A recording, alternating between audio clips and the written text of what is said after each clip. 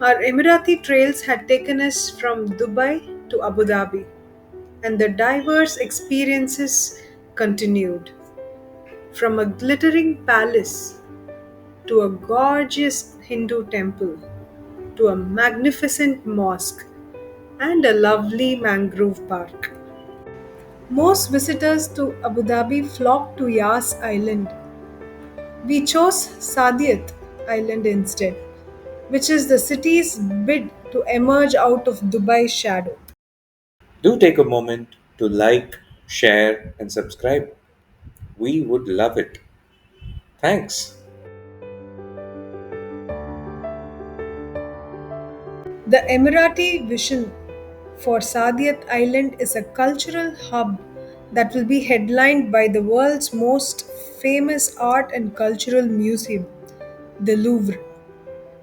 It is safe to say that this has put Abu Dhabi on the map and on course to chart its own identity.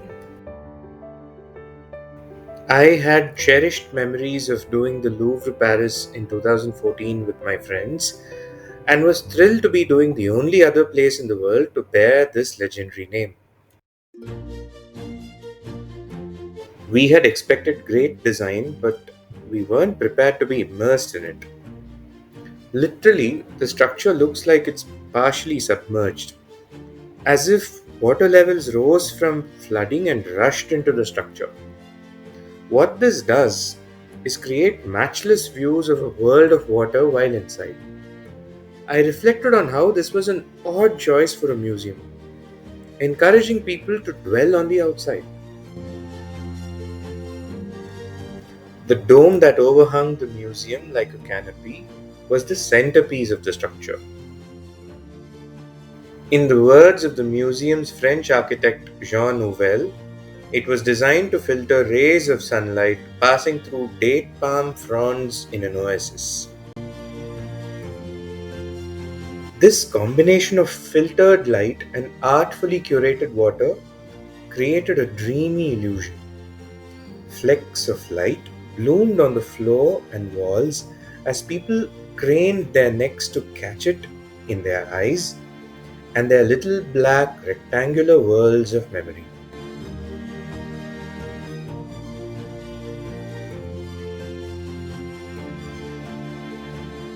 In short, the Louvre Abu Dhabi was Exhibit A. Inside, we found another design choice inspiring. Many curated quotes, kinda like soundtrack to prepare the mind. With our mindset, we dove headfirst into art. The Louvre Abu Dhabi condenses all of history and culture into a single linear trail for the visitor. This artistic choice is a world apart from the lavish buffet of buffets that is the Louvre Paris. The chronological timeline makes it an accessible experience even for cultural history beginners.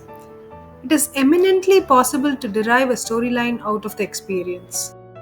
The narrative trail began with fertility cults in the earliest villages.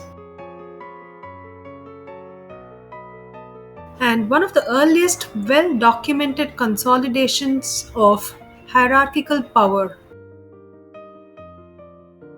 Before moving on to the most durable memoirs of storied civilizations, which is the sculptures, and civilizational trademarks like architectural columns. Religion took center stage next, and the collection began to dazzle.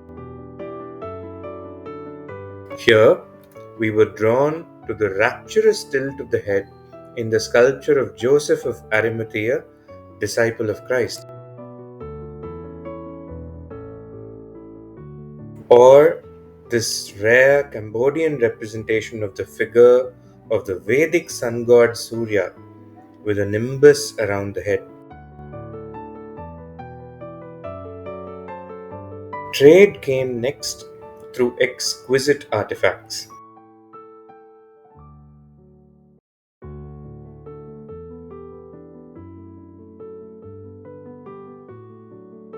And this masterpiece, a representation of the Roman god Mercury, a messenger, the very embodiment of commerce itself.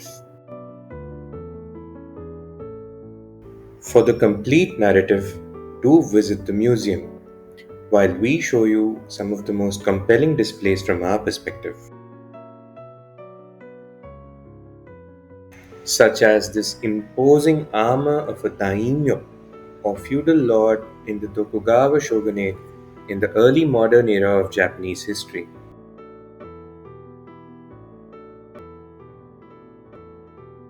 We were enchanted by legendary Dutch painter Rembrandt's stunning use of light to convey a heightened sense of drama in a painting that depicts a philosopher in meditation.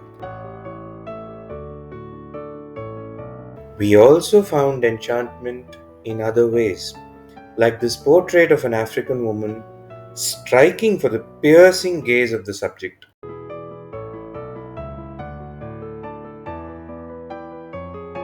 Here, an impressionist rendering of a festival scene in Algiers by the French painter Pierre-Auguste Renoir.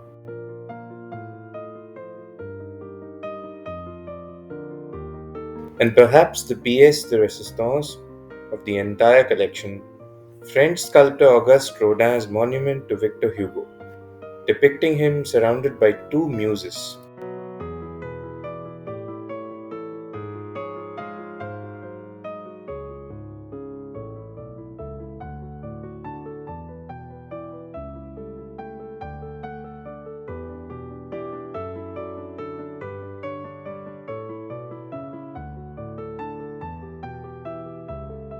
As the trail wound down with a melange of modern art and Islamic calligraphy, I began to wonder if the collection had been too Eurocentric. I guess it is churlish to nitpick about the Eurocentric curation given the partnership with the Louvre. All said and done, this had been an immersive trail, with the collection making us muse about the journey of human civilization as reflected in the arts. No student of cultural history could have asked for more.